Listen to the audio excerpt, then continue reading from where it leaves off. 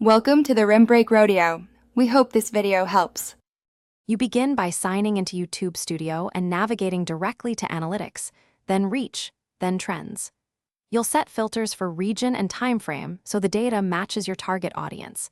This matters because trends vary by location and timing. Once done, make sure to enable impression sources and the CTR column to see where viewers find videos.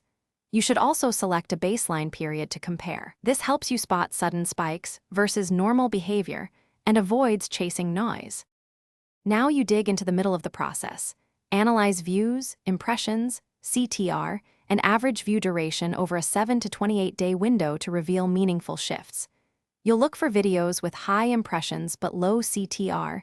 Those are opportunities to refresh thumbnails or titles.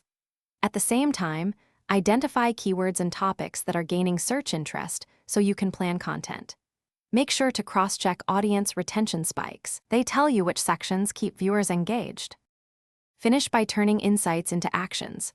Update titles and thumbnails on candidates, publish follow-ups that tap the growing topic, and schedule uploads to align with peak audience times. You should A/B test small changes and monitor impact over 24 to 72 hours.